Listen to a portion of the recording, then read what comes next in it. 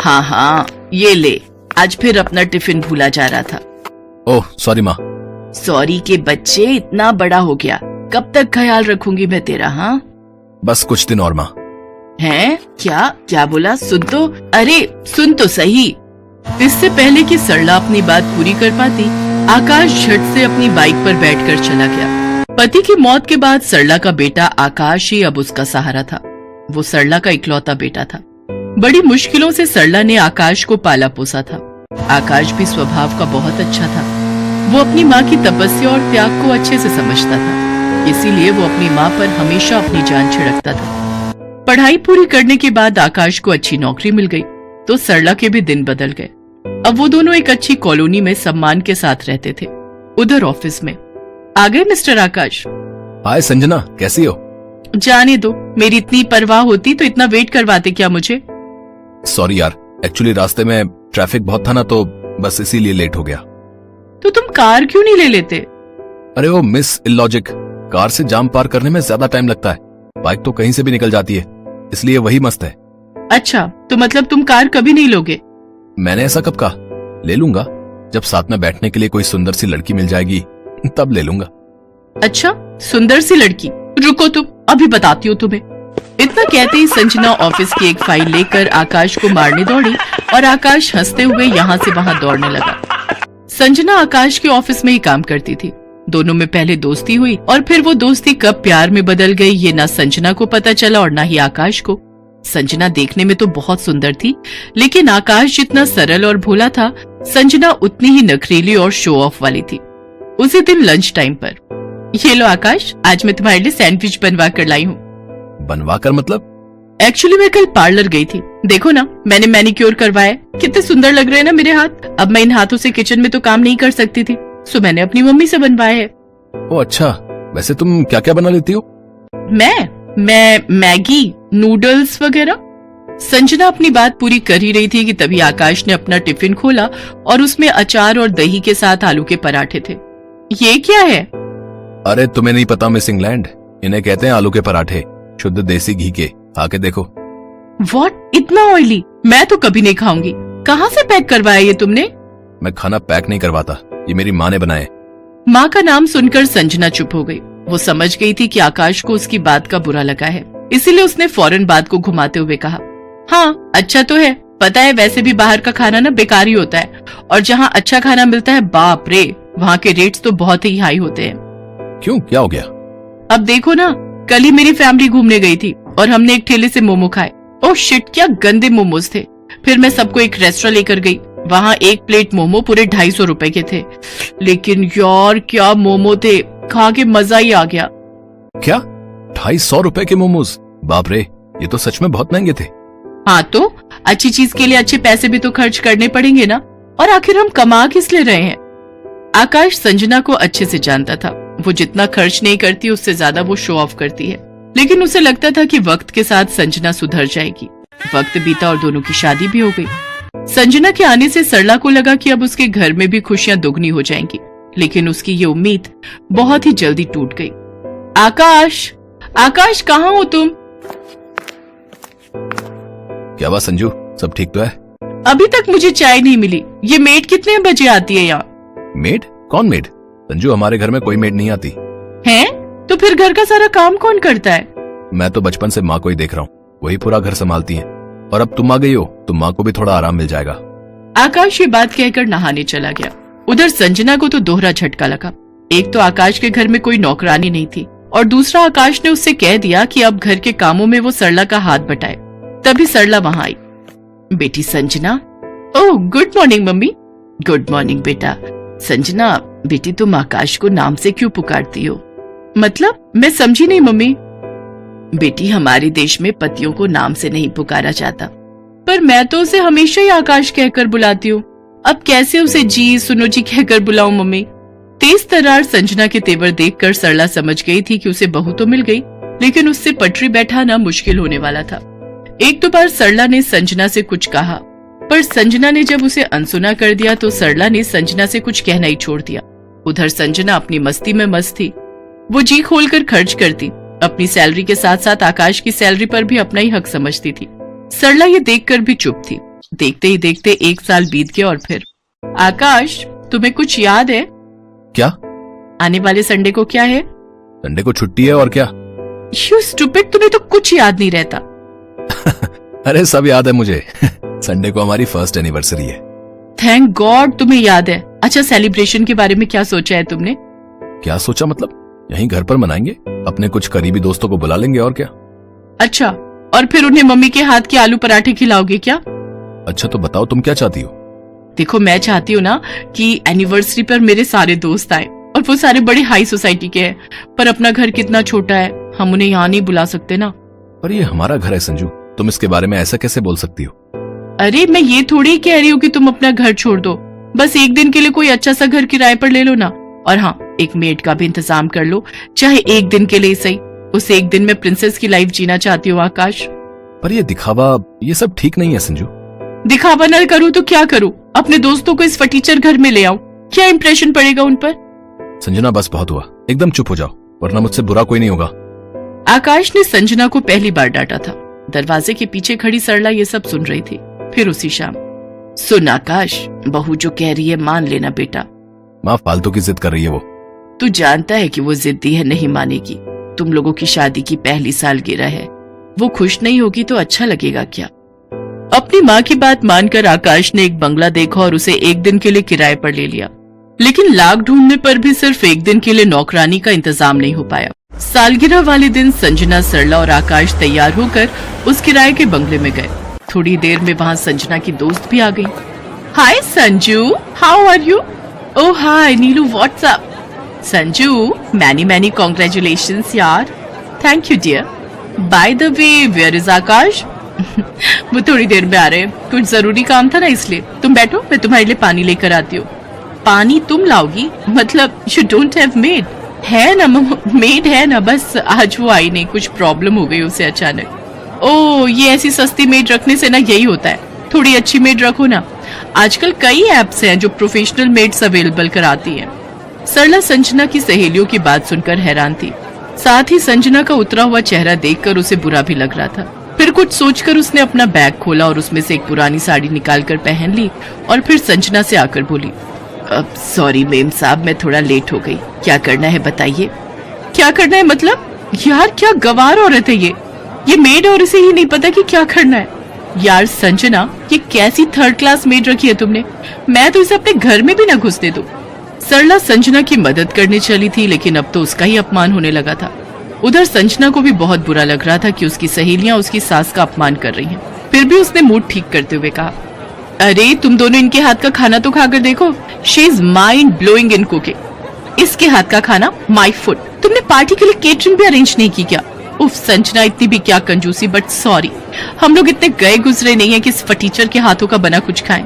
इतना सुनते ही संजना का माथा घूम गया, क्योंकि उसकी सहेली ने बदतमीजी की हद पार कर दी थी।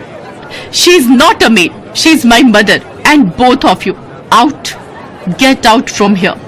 संजना को गुस्से में देखकर उसकी दोनों सहेलियां वहां से भाग खड़ी हुई और उनके जाते ही संजना सरला के पैरों में गिर गई और जोर जोर से रोने लगी। सरला ने उसे चुप कराया और फिर गले से लगा लिया। तभी आकाश वहां गया। सामने का नजारा देखकर उसे अच्छा तो बहुत लग रहा था, लेकिन उसकी समझ में कुछ नहीं आ रहा था, तो उसने सरला से पूछा, क्या हुआ माँ? संजू को क्या हुआ? ये रो क्यों रही है? सब ठीक है बेटा, अब सब ठीक है। आकाश को अब सब समझ आ गया था। वो खुश था ये देखकर कि भले ही एक दिन के लिए ही सही, पर अपनी सास को नौकरानी बनता देखकर संजना के दिल में दबी अच्छाई बाहर आ गई थी और उसके दिल का मैल उसके आंसुओं में पूरी तरह धुल गया था।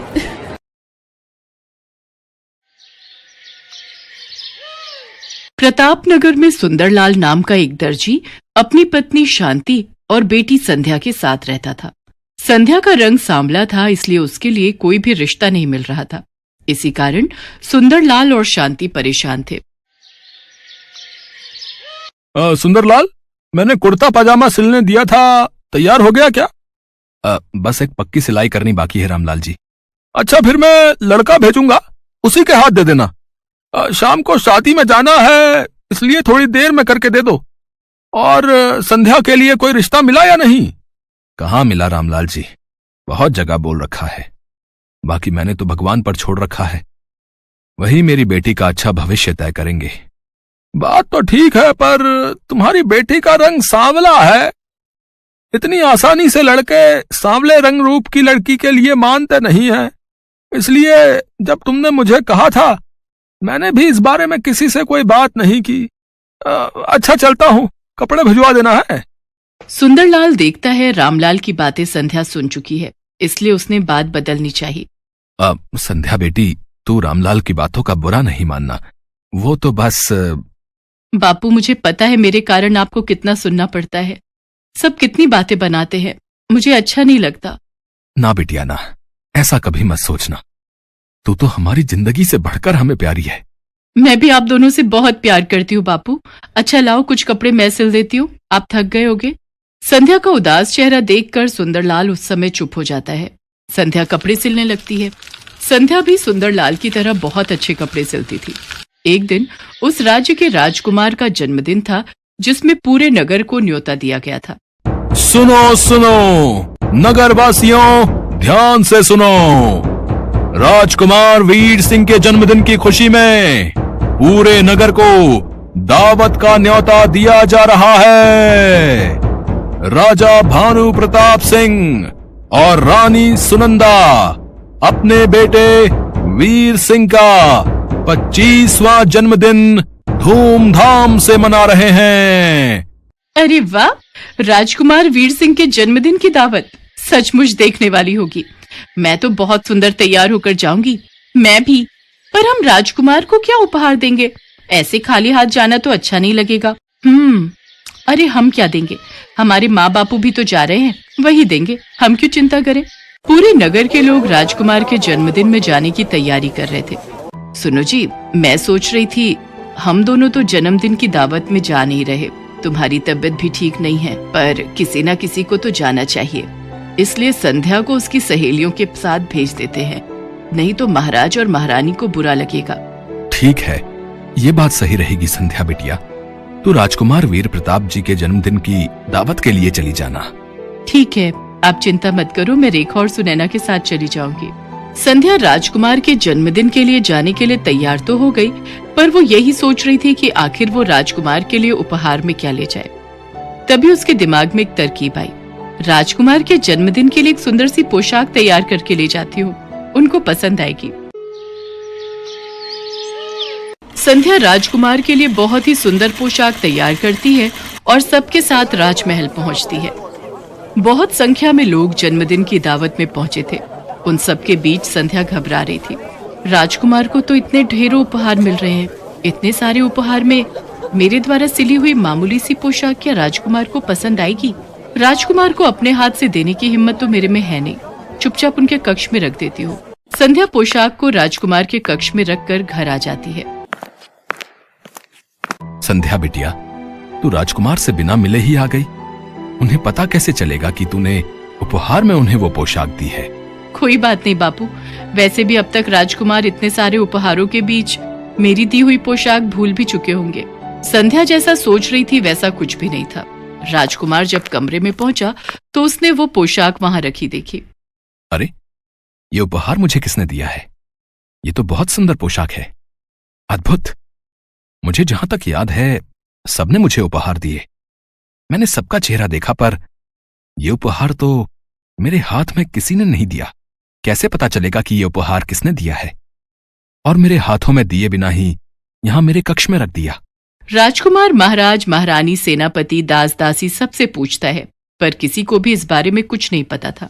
राजकुमार हैरान रह जाता है कि ऐसा क्यों हुआ।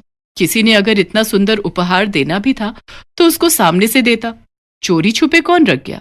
राजकुमार वापस अपने कक्ष में आता है, तभी उसकी नजर अपने द्वार पर अटके एक दुपट्टे के टुकड़े पर जाती है।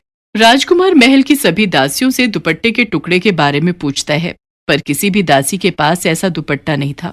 राजकुमार को यकीन हो जाता है कि ये टुकड़ा यकीनन उसी लड़की के दुपट्टे का है जो उसके कमरे में वो पोशाक रख कर गई है। राजकुमार इस बात का पता लगाने के लिए पूरे नगर में सैनिकों को भेजता है। वो पोशाक किसने दी उसके लिए सब मना कर देते हैं। भाई, हमने तो बहुत महंगा उपहार दिया था। राजकुमार को चांदी की प्याली दी थी। हमने ये उपहार में पोशाक नहीं दी। उस समय सुंदरलाल, उसकी पत्नी और बेटी संध्या जरूरी काम से नगर से बाहर गए हुए थे, इसलिए उनसे पता करना रह जाता है। पर सैनिक ये बात राजकुमार को नहीं बताते। राजकुमार बहुत परेशान था। अब तो उसके पास एक ही रास्ता था, इस दुपट्टे के टुकड़े की असलियत जानने का। माँ, पिताजी, अब मेरे पास एक ही रास्ता है।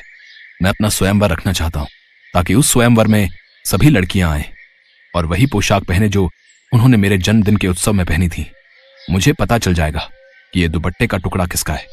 फिर मैं उसी लड़की से विवाह करूंगा। इससे मुझे अपने प्रश्न का उत्तर भी मिल जाएगा। ठीक है पुत्र, अब तुम इस योग्य हो चुके हो कि तुम अपना जीवन साथी चुन सको। जैसी तुम्हारी इच्छा पुत्र, हम आज ही नगर में तुम्हारे स्वयंवर की घोषणा करवा देते हैं। राजकुमार उस दुपट्टे के टुकड़े के बारे में किसी से कुछ नहीं कहता। वो तो चुपचाप उस बारे में जानना चाहता था जिसके दुपट्टे का ये टुकड़ा था। नगर में घोषणा कर दी जाती है और ये बात सुंदरलाल के कानों तक भी पहुंचती है। संध्या बेटी, तुम्हें भी स्वयंवर में जाना चाहिए। तुम्हारे पिताजी ठीक कह रहे हैं संध्या बेटी। नगर की सभी लड़कियां स्वयंवर के लिए जा रही हैं। अगर तुम नहीं गई तो महाराज क्रोधित हो जाएंगे। उन्होंने नगर की सभी युवा कन्याओं को स्वयंवर के लिए आमंत्रित किया है। पर मेरा वहां जाने का कोई फायदा नहीं, क्योंकि मैं तो देखने में बिल्कुल भी सुंदर नहीं हूँ। राजकुमार तो मेरी ओर देखेंगे तक नहीं, फिर मैं वहां जाकर क्या करूंगी? बेटी, ये तो भाग्य की बात है। अगर तुम्हारे भाग्य में राज सुख लिखा है तो उसे कोई नहीं छीन सकता, और यदि नहीं लिखा तो तुम अपना कर्तव्य निभाकर लौट आना। नगर की सभी लड़कियां उसी पोशाक में राजमहल पहुंचती हैं जो उन्होंने राजकुमार के जन्मदिन के उत्सव में पहनी थी। राजकुमार की नजरें तो उस लड़की को ढूंढ रही थी जिसके दुपट्टे का टुकड़ा अभी भी राजकुमार के हाथ में था। राजकुमार ने आज वही पोशाक पहनी थी जो संध्या ने उसे उपहार में दी थी। इनमें से तो कोई भी लड़की वो नहीं है। आखिर ये किसके दुपट्टे का टुकड़ा है? कहीं मेरी ये योजना विफल ना हो जाए। राजकुमार अभी इस बारे में सोच ही रहा था कि तभी संध्या महल में प्रवेश करती है। संध्या ये देखकर हैरान रह जाती है कि राजकुमार ने वही पोशाक पहनी है जो उसने सिल कर दी थी। राजकुमार ने मेरी दी हुई पोशाक पहनी है। इसका मतलब राजकुमार को मेरे द्वारा सिली हुई पोशाक पसंद आई। ये देखकर मैं बहुत खुश हूँ। बापू और माँ अगर ये सुनेंगे तो वो भी बहुत खुश होंगे। संध्या अभी ये सब देखकर मुस्कुरा ही रही थी कि तभी राजकुमार वीर प्रताप की नजर उसकी पोशाक पर जाती है। यही है वो जिसकी मुझे तलाश थी। आप सब जानना चाहते हैं मैंने ये स्वयंवर क्यों रखा है? क्योंकि मैं अपना जीवन साथी चुनना चाहता था। जिस लड़की की मुझे तलाश थी आज वो मेरे सामने खड़ी है। मैं उसका नाम तो नहीं जानता, पर आज जो पोशाक मैंने पहनी हुई है उसी लड़की ने मुझे उपहार में दी थी। क्या वो लड़की मेरी जीवन संगिनी बनना चाहती है? सब लड़कियां एक दूसरे का चेहरा देख रही थी, क्योंकि उनमें से किसी ने भी ये पोशाक राजकुमार को नहीं दी थी। संध्या तो सच जानती थी। वो हैरान रह जाती है। राजकुमार उसकी ओर बढ़ता है और उसका हाथ थाम लेता है। राजकुमार, मैं आपके लायक नहीं हूं। आपको तो मेरे से भी सुंदर लड़कियां मिल जाएंगी। संध्या, प्रेम तो दिल से होता है। मैं तो उसी पल ही तुम्हें अपना दिल दे बैठा था। जब मैंने इस पोशाक को देखा, वो तो तुम्हारे दुपट्टे का टुकड़ा दरवाजे में अटका हुआ था, तभी मुझे तुम्हारे बारे में पता चला। वरना मैं तो सच्चाई जान ही नहीं पाता। और मेरी नजरों से देखो, तुम मेरे लिए दुनिया की सबसे खूबसूरत लड़की हो। संध्या अपने दुपट्टे की ओर देखती है जो किनारे से फटा हुआ था। वहां खड़ी सभी लड़कियां हैरान रह जाती हैं। राजकुमार वीर प्रताप की बातें सुनकर संध्या की नजरें शर्म से झुक जाती हैं। उसके पश्चात सुंदरलाल और शांति को दरबार में बुलाया जाता है। फिर शुभ मुहूर्त में संध्या और राजकुमार वीर प्रताप का विवाह संपन्न होता है। आज संध्या के जीवन में दुनिया की सारी खुशियां थी।